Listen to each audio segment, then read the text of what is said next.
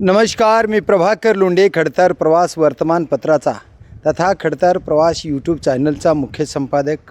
आज आपण धाराशिव शहरामध्ये रेस्ट हाऊस या ठिकाणी आलेलो आहोत। या ठिकाणी ऊसतोड कामगार संघटनेचे अध्यक्ष सुरेश पवार यांनी पहिली बैठक घेतली। आता नेमकी पहिली बैठक कशासाठी घेतली, काय नेमकं या बैठकीत घडलं आहे आणि ऊसतोड कामगारांना काय आदेशित केलं आहे, हे सर्व आपण त्यांना विचारणार आहेत। आपल्यासोबत आहेत सुरेश पवार, ऊसतोड कामगार संघटनेचे संस्थापक अध्यक्ष आहेत, राज्याचं काम करतात आणि अत्यंत चांगल्या पद्धतीनं काम चालू आहे।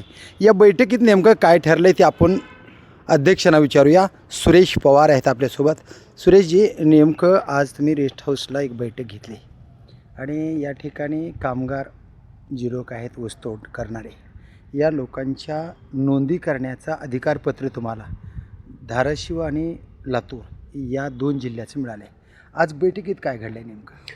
आज महाराष्ट्र स्तरावरती ऊसतोड कामगारांच्या बांधवासाठी जे काही महामंडळ स्थापन झालेलं आहे, या महामंडळाच्या माध्यमातून 2021मध्ये एक शासन निर्णय पारित झालेलं होतं। त्या शासन निर्णयाच्या अनुषंगानं महाराष्ट्रातील ऊसतोड कामगारांची ऑनलाईन नोंदणी करायचं आणि त्यांना ओळखपत्र देण्यासंदर्भात असा शासन निर्णय होता। परंतु या महाराष्ट्रातील ग्रामसेवकच्या संघटनेनं त्या नोंदणीच्या प्रक्रियेवरती बहिष्कार टाकला। त्याच्यामुळं आमच्या तुळजाभवानी कामगार ग्रामसेवकांनी ग्रामसेवकच्या संघटनेने हे ग्रामसेवक या संघटनेचा अर्थ असा आहे, ग्रामीण भागातल्या सर्व मोलमजुरी करणाऱ्या माणसांची सेवा करणे।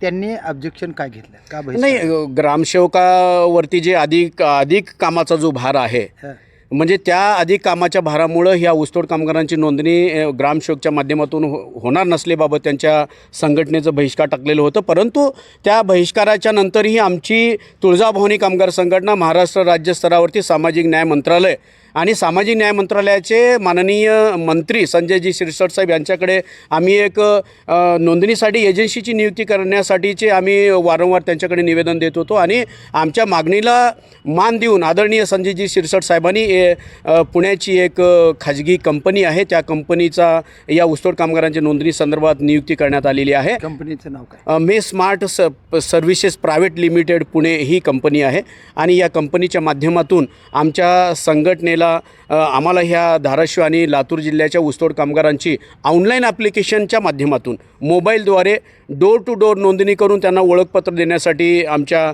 संघटनेची या ठिकाणी नियुक्ती झाली। नोंदणीचे ध्येय धोरण काय आहेत आणि नोंदणी, आता तुम्ही संस्थापक अध्यक्ष आहेत, तुमच्या जिल्ह्याची कार्यकारिणी, लातूर जिल्ह्याची कार्यकारिणी, ही कार्यकारिणी काम करणार आहे का तुम्ही काही कार्यकर्त्यांना असं निवेदित केलं की एवढ्या नोंदी तुम्ही करायच्यात, असं कसं आहे? या दोन्ही जिल्ह्याच्या ऊसतोड कामगारांची डोर टू डोर जाऊन नोंदणी करून त्यांना ओळखपत्र वितरित करण्यासाठी आमच्या संघटनेचे जे काही पदाधिकारी आहेत, आमच्या संघटनेचे महाराष्ट्रामध्ये प्रत्येक जिल्ह्यामध्ये पदाधिकाऱ्यांची नेमणूक केलेली आहे आणि आमच्या संघटनेच्या माध्यमातून जे काही आमच्या धाराशिव जिल्ह्यामध्ये लातूर जिल्ह्यामध्ये जे काही इच्छुक प्रतिनिधी आहेत, जे काही ओळखपत्र देण्यासाठी डोर टू डोर काम करणार आहेत, तशा इच्छुक उमेदवारांची आम्ही अधिकृतपणे यांची नियुक्ती केलेली आहे आणि कंपनीमार्फत यांचं लॉगिंग ID करून आमच्या ऊसतोड बांधवांची जे काही लिगली अधिकृत जे काही उमेदवार आहेत, जे काही प्रतिनिधी आहेत, यांच्या माध्यमातूनच या 2 जिल्ह्यामध्ये ऊसतोड कामगारांची नोंदणी होणार आहे। यासाठी आमच्या संघटनेच्या माध्यमातून आम्ही आज जे काही आम्ही लिगली अधिकृत उमेदवारांची नियुक्ती केलेली आहे, त्या उमेदवारांची आज आम्ही बैठक घेतली। बैठकीमध्ये कशा स्वरूपाचे ऊसतोड कामगारांची नोंदणी करायला पाहिजे त्या स्वरूपाचं डेमो आणि कंपनीचे ॲडवायझर देखील या आमच्या या प्रतिनिधीला त्यांनी मार्गदर्शन झूम मिटिंगच्या माध्यमातून मार्गदर्शन केलेलं आहे आणि भविष्यामध्ये जे काही आमचे ऊसतोड बांधव या दोन्ही जिल्ह्यातच नाही, महाराष्ट्रामध्ये ऊसतोड कामगारांच्या नोंदणीचा आज काम चालू आहे आणि एकंदरीत मी या दोन्ही जिल्ह्यापुरतं मर्यादित नाही सांगत, ऑल महाराष्ट्रामध्ये ज्या ठिकाणी ज्या जिल्ह्यामध्ये ऊसतोड बांधव आहेत त्यांना मी एक संदेश देईन किंवा आवाहन करेन की जे काही नोंदणी करण्यासाठी आपल्या घरावरती जे काही कंपनीचे लोक किंवा खाजगी लोक जे नियुक्ती केलेले लोक यायला लागलेले आहेत, त्यांच्याकडून निश्चितच तुम्ही ऊसतोड कामगारांची नोंदणी करून घ्या। या ऊसतोड कामगारांच्या नोंदणीशिवाय या ऊसतोड कामगार बांधवांना किंवा त्यांच्या पाल्यांना कुठल्याच प्रकारची सवलत मिळणार नाही। धाराशिवमध्ये 747 गावं आहेत, 8 तालुके आहेत। तुम्ही कसं नियोजन केलं की बाबा या 747 गावातल्या कामगारापर्यंत आपला कार्यकर्ता पोहोचला पाहिजे आणि या सर्वसामान्य कामगाराची नोंद निश्चित झाली पाहिजेत. एकही कामगार वगळला नाही गेला पाहिजेत, याच्यासाठी काय नियोजन केलं? एक तर एकंदरीत धाराशिव जिल्ह्याच्या मर्यादित ऊसतोड कामगारांची नोंदणी करण्यापुरती दोन जिल्हे आहेत तुमचे. माझी मागणी नाही. ऑल महाराष्ट्रातील ऊसतोड कामगार बांधव आता नोंदणीचं परमिशन तुम्हाला दोन जिल्ह्याचं मिळालेलं आहे. जिल्ह्याचं नियोजन कसं केलं अगोदर सांगा. महाराष्ट्राचं या धाराशिव जिल्ह्यामध्ये सरासरी एकंदरीत पाठीमागच्या काळामध्ये 625 ग्रामपंचायती होते, परंतु आता ज्या ठिकाणी आमच्या बंजारा वस्त्या आहेत 500 किंवा 600पेक्षा लोकसंख्या जास्त आहे, अशा वस्तीची देखील महसूल दर्जा प्राप्त झालेला आहे. त्यासाठी सांगायचं म्हणजे ग्रामपंचायत संख्या वाढलेली आहे. परंतु या धाराशिव जिल्ह्यामध्ये जेवढे काय नगण्य ऊसतोड कामगार बांधव ज्या तालुक्यामध्ये आहेत, ज्या गावामध्ये आहेत, वाड्या वस्त्यावरती आहेत, तिथंपर्यंत आमचे जे कोणी प्रतिनिधी आहेत, आम्ही या धाराशिव जिल्ह्यामध्ये 50 अधिकृत प्रतिनिधींची नेमणूक केलेली आहे आणि त्या प्रतिनिधींची आज आम्ही बैठक घेतलेली आहे. आणि आनंदाची बाब असं सांगायचं म्हणलं तर या 15 ते 20 वर्षापासून आमची संघटना कार्यरत आहे. आम्ही कार्यरत आहेत. संघटना तर आमच्या पाठीमागील 10 वर्षापासून संघटनेची स्थापना झाली. आणि एकंदरीत सांगायचं म्हणलं आज ऊसतोड कामगारांच्या बाबतीत जे काय आज जी बैठक झाली, आनंदाचं माहोल झालं, आनंदाची बाब आहे. जेणेकरून ज्या ऊसतोड कामगारासाठी आमची संघटना वारंवार सतत न थांबता जे काय मागणी करत होतो, ज्या गोष्टीसाठी आम्ही आतुर होतो, आज आमच्या या धाराशिव किंवा महाराष्ट्रातील ऊसतोड कामगार बांधवांची ज्या प्रकारे नोंदणीची प्रक्रिया चालू आहे, या एकंदरीत त्या कंपनीकडून का असेना, परंतु मागणी आमच्या संघटनेची आहे. आग्रह मी स्वतः आहे. आणि जे काय आम्ही ज्या गोष्टीसाठी मागणी करत होतो तो दिवस आज ऊसतोड कामगारांच्या नोंदणीचा उजाडलेला आहे. सर्वात आनंद म्हणजे लातूर जिल्ह्याची एक्स्ट्रा घेणार आहेत का तुम्ही बैठक? नाही, लातूर जिल्ह्यांची स्वतंत्र बैठक आहे. धाराशिव जिल्ह्याची धाराशिव देखील आहे. आपण तुमच्याकडे येतो. मुळात कार्यकर्त्याला काय आदेशित केले विचार. ओके. काय बाळा, तुम्ही काय काम करता सध्या? आता सध्या मी ऊसतोड कामगार संघटनेच्या सभासद पदी तुमच्याकडे निवड झाले. रजिस्टर वगैरे दिसायले. हो, रजिस्टर दिले. रजिस्टरच्या माध्यमातून काय करणार आहे आम्ही तुम्ही? ऊसतोड कामगारांची नोंदणी करून कोणतं अधिकृत गाव आहे नोंदणी तुमचं? करून. कोणतं? माझं गाव गंधोरा आहे, तालुका गंधोर. तुळजापूर. किती गाव आहे तुमच्या जवळ? माझ्या आसपास जवळ एक 5-6 गाव आहेत. किती तांडे तुम्ही करणार आहेत? आम्ही म्हणजे तुळजापूर तालुक्यात सगळे सगळे टोटली कामगार? सगळे सगळे जाती धर्माचे? सगळे जाती धर्माचे. ताई तुम्ही काय करणार? तुम्ही काय करणार? ऊसतोड कामगारासाठी जे सोयी सवलती आहेत त्याविषयी आम्ही प्रयत्न करणार. महिलांच्या नोंदी घेणार आहे. हो, घेणार. आज तुमचं झूम मिटिंगच्या माध्यमातून, पवार साहेबांच्या माध्यमातून हो. एक बैठक चांगल्या पद्धतीने झाली. हो, काय प्रशिक्षणामध्ये काय माहिती मिळाली? ऊसतोड कामगारासाठी नोंदणी कशा नोंदणी. करायच्या? हो, तुम्ही काय करणार? तुम्ही काय करणार? तेच ऊसतोड कामगारासाठी काम नोंदी करणं. करणार हां, तुम्ही? नोंदणी. विनामूल्य? हां. विनामूल्य नोंदी करणार? जे आहे ते नाही, विनामूल्य हां. म्हणजे पैसे न घेता न घेता. सर्वसामान्य माणसाच्या नोंदी करणार आहे. हां. काम करणार बसावं. तुमच्याकडे सगळ्याकडे रजिस्टर आहे. अत्यंत चांगल्या पद्धतीनं दर्जेदार नोंदी, अचूक नोंदी, नाव चुकीचं न करता तुम्हाला नोंदी करायच्यात. किती टार्गेट दिले तुम्हाला?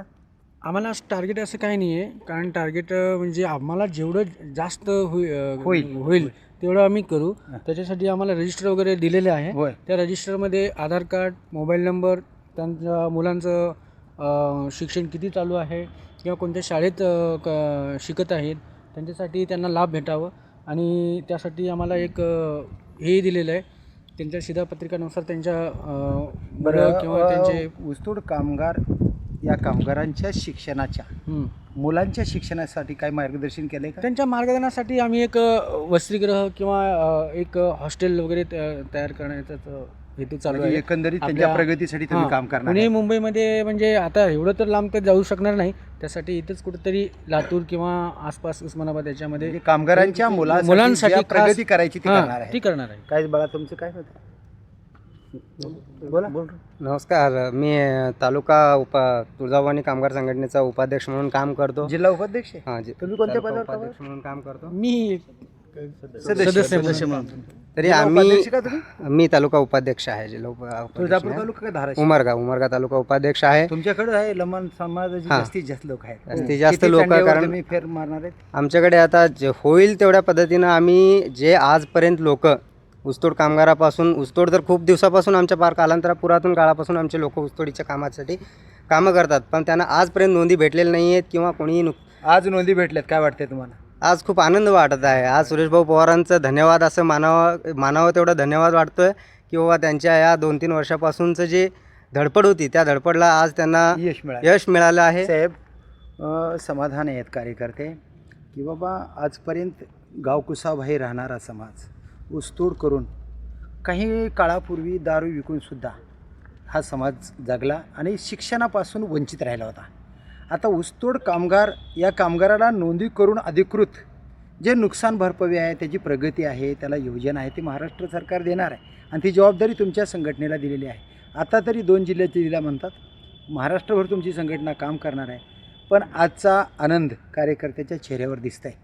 आपल्याला काय वाटतं? एकंदरीत कसं आहे, ऊसतोड कामगारांना अद्यापही त्यांच्या हक्काचं काही मिळालेलं नव्हतं. एक तर सामाजिक न्याय मंत्रालयाकडे ऊसतोड कामगार महामंडळ असल्यामुळं एक तर सामाजिक न्याय मंत्रालय सर्वसामान्य जनतेचा विकासाचा एक केंद्रबिंदू आहे आणि एकंदरीत संजयजी शिरसाट साहेबांकडे हा महामंडळ आहे किंवा सामाजिक न्याय मंत्रालय आणि त्याचबरोबर आदरणीय प्रधान सचिव हर्षदीपजी कांबळे साहेब यांचं मी पुनश्च आभार मानतो. कारण का ज्या पाठीमागच्या बैठकीमध्ये जे काही माझ्या मागण्या होत्या आणि विशेषतः त्या बैठकीमध्ये मी पुणे आणि मुंबईसारख्या ठिकाणी या ऊसतोड कामगाराच्या पल्ल्यांना वसतिगृहाची देखील त्यांनी मंजुरी दिलेली आहे. विशेषतः हर्षदीपजी कांबळे साहेब त्यावेळेस मी जे मुंबई आणि पुणेसारख्या ठिकाणी वसतिगृहांची मंजुरी दिली पाहिजे यासाठी कामगार लोकांसाठी आता वसतिगृह निर्माण होणार का सेपरेट?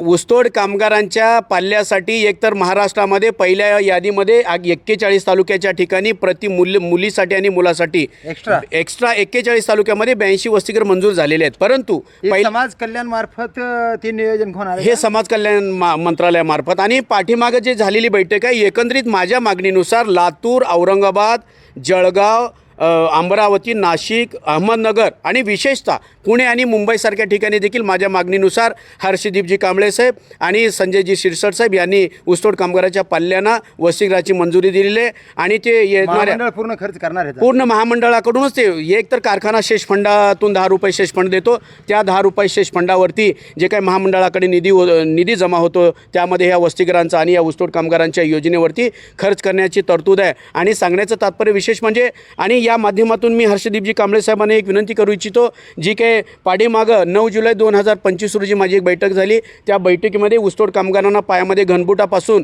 ते कोणत्याही घटनेमध्ये मैतांच्या वारसांना 10 लाखाची आर्थिक मदत आणि त्या मैतांच्या कुटुंबापैकी एक शासकीय नोकरीमध्ये आणि 12 महिन्याचा ऊसतोडीचा कालावधी, त्यांना पिण्याचं पाणी, घनबूट असेल, टेंट असेल आणि कोयता बॅटरीवरचा कोयता असेल किंवा महिला भगिनीसाठी जे सॅनिटरीज असतील या मागणीला त्यांनी मंजुरी दिलेली आहेत. आणि या ज्या मंजुरीप्रमाणे शासन निर्णय अद्याप प्रलंबित आहेत.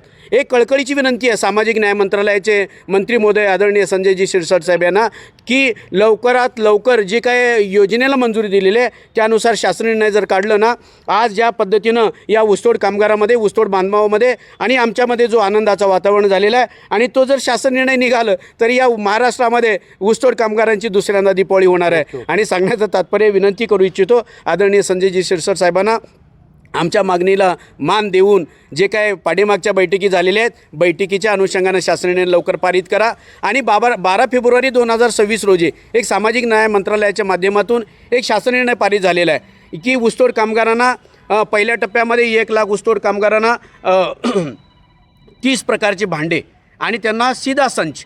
मी एक आदरणीय हर्षदीपजी कांबळे साहेब आणि सामाजिक न्याय मंत्रालयाचे संजयजी शिरसाट साहेबांना एक कळकळीची विनंती करू इच्छितो की या महाराष्ट्रामधील ऊसतोड कामगारांना ह्या भांडेकुंड्याची आवश्यकता नाही किंवा शिधा संचाची आवश्यकता नाही.